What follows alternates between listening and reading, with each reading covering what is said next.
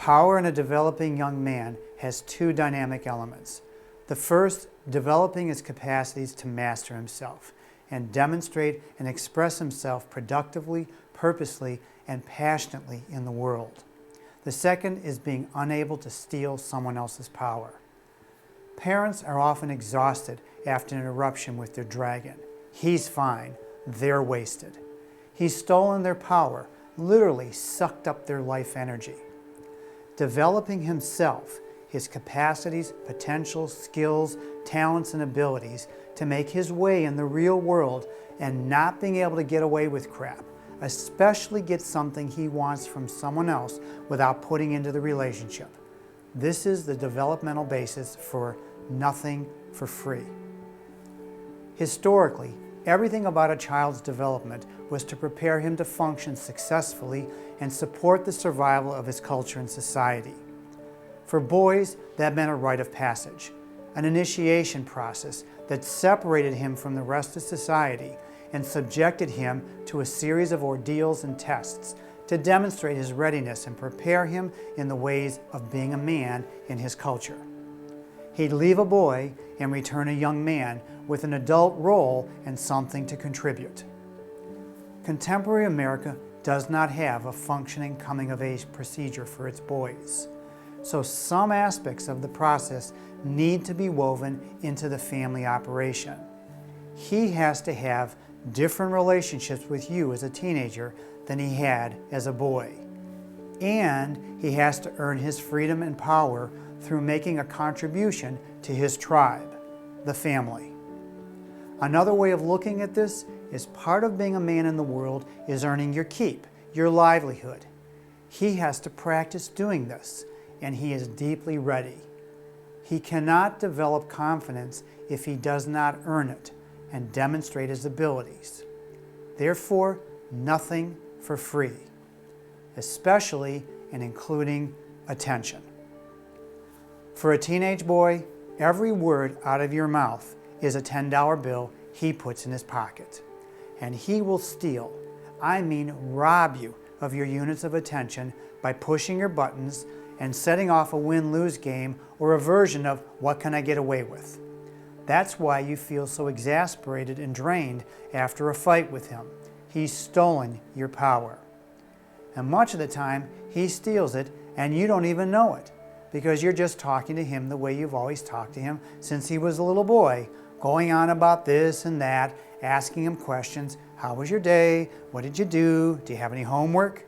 To which you get monosyllabic responses at best, if you get anything verbal at all. Who's doing all the talking? Why do I call it stealing?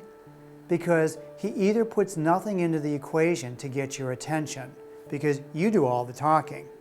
When parents tell me they had a discussion with their son, I always ask, who did the majority or all of the talking? Or he sets up a heist, a win-lose game, pushing your buttons so you'll go off on him, talking away at him while he pockets all the attention. He doesn't care that it's negative attention because he's already learned that he gets more units of attention for doing something wrong than doing something right, because doing something right is what is expected, so why should he get attention for it? Besides, he also doesn't care because it doesn't require anything developmental from him to get the attention. Any little boy can pull it off. Push a button, ka-ching, the slot machine pays the bonanza each time. Why should he stop doing that? His game, his rules, you pay out, he doesn't grow up. He'll complain about you to high heaven and to all of his friends, but he won't lead the way to change the situation. He's a boy. He's not going to come up to you and ask, "Can I have some attention, please?" So as I said at the beginning of this talk, if he can steal someone else's power, he stays a boy. He developmentally needs the adults to not let him steal their power, to rob them of units of attention. The simple formula, talk less. You be in charge of the units of attention, when and how you give them. Go about the business of your life. Be casual, warm, friendly, and talk less with him. Be brief and focus your attention on yourself, not on him. If you have something to say and can get your message stated in 3 words, use 3 words, not 30. If he doesn't talk, neither do you. You focus on yourself, and if possible, go into another room, go somewhere else. If you're in the car, listen to what you want to listen to on the radio, or sing, or hum, whistle Dixie. You're going to turn off the tap of attention that he's been thriving on, drawing whatever he wants without putting anything into the relationship. You're going to control the tap, turn it on and turn it off as is developmentally appropriate for him. This is why in the presentation, putting it into practice, during the time when I said how you say it and what you say, I stated speak with as few words as possible, because it's necessary he get the appropriate units of attention and you control the units, not him. He's going to start coming around and looking for attention. Good. If he starts a conversation, practice brevity in your language. Pay attention to him with as few words possible. Let him do the talking. He should invest and engage the relationship. Reverse the roles. He talks, you listen. Listening and understanding are better developers of appropriate power than talking. He's seeking attention. What he needs developmentally is a different form of attention than what he had as a boy. He needs listening and understanding, attention focused on what he is talking about. And he will not talk if you're supplying all of the attention by talking yourself. This is not being cold, cruel, or abandoning him. It's putting the developmental flow in its proper way. You should be developing yourself so he can develop himself instead of the attention being focused on him when he's around. He is not the main magnet in the room. An invisible but critical factor in a dragon's win-lose games is he's very successful at getting lots and lots of units of attention for his misbehavior and other shenanigans. He will set you up, push your buttons, even play good boy to get his units of attention. And once he has them, and once he's got what he needs, he's going to turn you off. He gets them for free, literally, stealing your energy. The solution is talk less. Speak with as few words as possible. Let him do the talking. He should invest and engage the relationship. When a boy comes into adolescence, when he turns the corner onto the path of young manhood, he is ready and able to apply his knowledge, skills, and abilities in the world.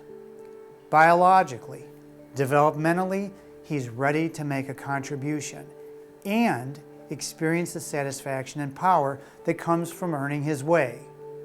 As I said, historically, a rite of passage, an initiation process occurred to test the readiness and prepare and transform the boys into young men. Without initiation, the boys tend to move through adolescence without developing into young men, coming into adulthood unprepared. Not only is it against their best interests, he's going to drive you crazy because he's going to continuously play boy games to get what he wants, entrapping you into playing the games with him, frustrating you and draining your energy. I see this all the time because boys in our society acquire the symbols of power without earning and developing the capacity to manage that power. And we chuckle or scream, they're making bad choices, or they're being teenage boys. My approach, once a boy reaches adolescence, nothing is for free. This isn't mean or cruel. It's to allow him to develop his strength and power, his confidence in himself. I'm going to focus on 3 areas. 1, he wants to do something and or for you to do something for him. 2, he wants you to get him something. And 3, he wants an extension of his freedom in the form of time or a mode of power. I'll begin with he wants to do something and or for you to do something for him. Like this. He wants to go to a friend's house and wants you to drive him. Driving him is giving up your time to do something for him. Nothing for free is he does something to contribute to the household family in exchange for the ride to his friends. Son: Mom, will you drive me to Sammy's house? Mom: I'll drive you to Sammy's house after the clothes are picked up off the floor in your bedroom and put away where they belong. Now, if the situation doesn't require something of you, only he wants to do something, the rule still applies. Boy: Mom, can I go to Sammy's house? Mom: You're free to go to Sammy's after the clothes are picked up from your floor and put away. He gets the green light after he's earned it, after he's put something into the equation. Here's the story of a deal a boy made with his mother after they had moved to a new community. He wanted her to drive him to his old neighborhood to see his friends. She wanted him to complete his schoolwork and turn it in. So the mom will drive the boy to his friends once a week and on the weekends. The boy completes his schoolwork, turns it in, and demonstrates to his mom that he's accomplished that. Nothing is for free. When he wants something from you, if it's something you are truly willing to do, make a deal with him, a fair deal, in which he's exchanging something of his, labor, getting a job done, for something of yours, time and effort. Why? Because that's how the adult world operates, and he needs training and practice in functioning in that world, not the make-believe world where he's entitled to A, B, and C. Next is he wants something and for you to get it for him, like he wants to play guitar and have lessons, or a skateboard or a bicycle. It's his developmental job to do the research and investigation. It's his job to figure out how to earn the money. It's his job to finish, adapt, or discard the project. Your job is to support him doing his job. Boy: Dad, I want to play guitar. I need a guitar and lessons. Dad: I'll start with you checking out guitars and lessons. Do some investigating on the guitars you're interested in and the places you can take lessons. Come back and talk with me when you've got all the information, including the costs. A couple of days later: Dad, I want a Gibson Les Paul Custom. The Guitar Center downtown has them for $1,200. They also have lessons there. They cost $40 per half hour. When can we go? Okay, Gibson Les Paul Custom for $1,200. How will you earn the money to pay for the guitar? That's a lot of money, Dad. I don't know how I can earn that much money. Think about it. See what you come up with. I think you're good at problem solving, and I know when you really want something, you figure out how to do it. I'm supporting you getting a guitar and lessons. Now this can go several ways. The fundamental doesn't change. Nothing is for free. If he wants something enough, he'll figure out a way to earn the money to buy it. In the process, he may adjust what he wants to meet the reality he's facing. He may choose a less expensive item. He may delay the purchase. He may discard the idea completely, in which case it was not that important to him. A good lesson for all of you. Whatever the outcome, he's accomplished it. He's earned the money and bought the item. He's adjusted what he wants and earned the money to buy it. He's decided to forgo the item. His choice. And you've parented him to experience that process again and again so he becomes comfortable and confident functioning in this adult world. This boy who wanted to see his friends in his old neighborhood and his mom had an ongoing battle. She wanted him to do his homework. He'd always say, "Well, I want to do my homework," and so I confronted him. I said, "When you're with your friends and you want to get a pizza, do you get a pizza?" "Sure, we just figure it out how we're going to do it and we get a pizza." "When you want to get from your neighborhood over to the movie theater to watch a movie, do you do it?" "Yeah, of course. We always figure out a way to do it. If worse comes to worse, we'll walk." You don't want to do your homework. If you really want to do your homework, you do it. Because when it's something you want to do, you get it done. And that's the truth with teenage boys. And that's how the deal got worked out. I said, "You want to go to your old neighborhood and see your friends. That's what you want. Your mom wants your homework done, turned in, and you get credit for it. That's what she wants. We're going to make a deal." And that's the deal they made. Here's a story of a 13-year-old boy I knew who wanted an ATV and asked his dad to buy him one. Dad responded like in the guitar story: "Do the research, and bring him the information. The boy came back with the make and model he wanted and the price. Dad said, "How are you going to earn the money?" The boy left dismayed. He came back a couple of days later saying he decided to put off getting this off-the-road vehicle because it wasn't worth it to him to spend that much money on it. He wants you to get him something. Support his wanting the something, but not your getting it for him. Support him doing the research and investigation. Support him doing the problem solving. Support him earning the money. Celebrate his accomplishing the goal or deciding to let it go. Finally, in this process is the boy demonstrating his young manhood, what we call maturity. Along with earning something, there's demonstrating the ability to handle that something. This is the area where he wants an extension of his freedom in the form of time or a motive power. First, a motive power like a cell phone. Despite popular opinion, a cell phone is not a child's toy, even though it's marketed as something very cool that every kid should have, and something the parents should get them because it's cool, easy, and the cell phone companies make it inexpensive, helping parents to adapt their thinking to believe their boy needs one so the parents can keep in touch with him. A cell phone is a motive power that used to come with adult status. It gives the boys the power to keep in touch with their peers, a form of communication, especially through texting, that's invisible to the grown-up world unless a conscientious effort is made to access it. It's also a motive power to navigate being in the world. It becomes an extension of who he is and how he gets along in the world. He can be in the world in ways his parents are excluded from. The question is he ready for that degree of power?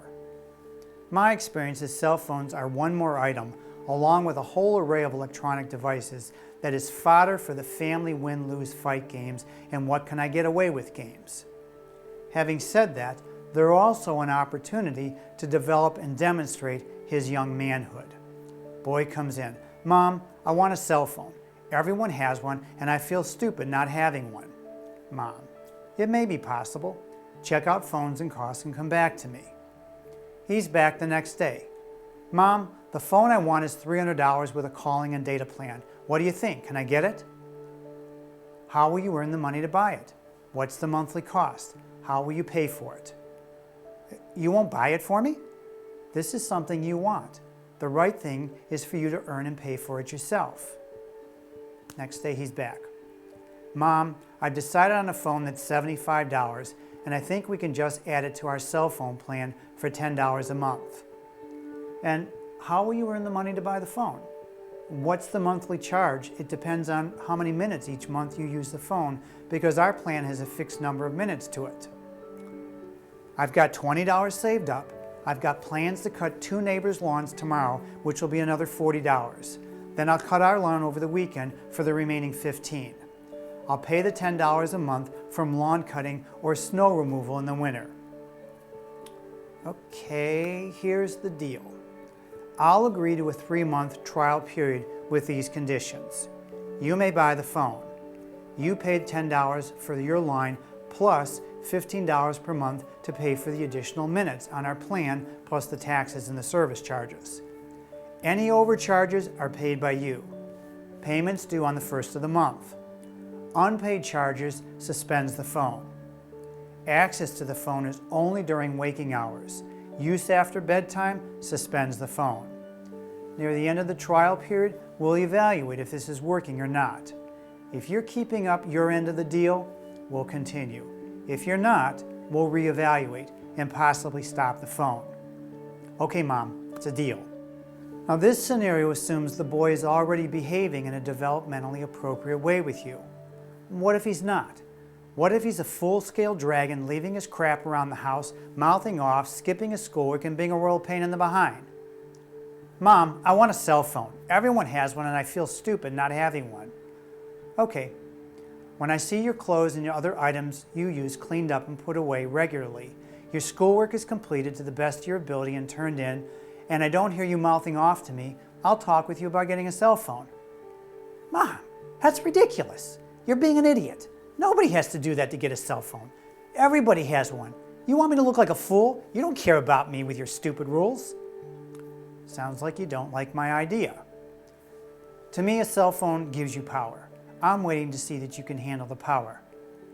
What are you talking about? You are so stupid. Whatever.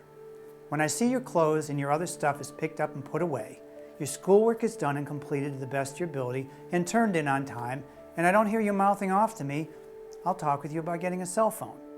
Expanding his motive power is linked to an initiation, a demonstration of his readiness to handle the freedom, power, and responsibility that come with it. It's not given by virtue of his age. It's bestowed as a recognition of his readiness. Anything other than that is asking for trouble, delays his development and maturity, and is going to cause you a lot of grief. This is absolutely true with a driver's education and getting a driver's license. When he is of age, you must require he demonstrate his readiness. One more area, allowance. Yes, if he earns it. No, if it's a subsidy. And the rules are simple, clear, and specific. His jobs are well defined. The quality of his performance is well defined. The time frame for completing the job is well defined. You don't have to supervise him. He gets the job or job's done. You're the boss. Pay if the job's done right, not if it's not. Teenage boys, dragons, need to grow into young men. It requires initiation. Initiation requires adults to act with appropriate power. He cannot steal yours. Once he reaches puberty, nothing is for free. For his sake, for your sake, for everyone's sake. In the next video, Purpose, Mission, and Dreams, you'll learn how to tap into the dragon's own motivation and develop with him a roadmap to become the young man he was born to be.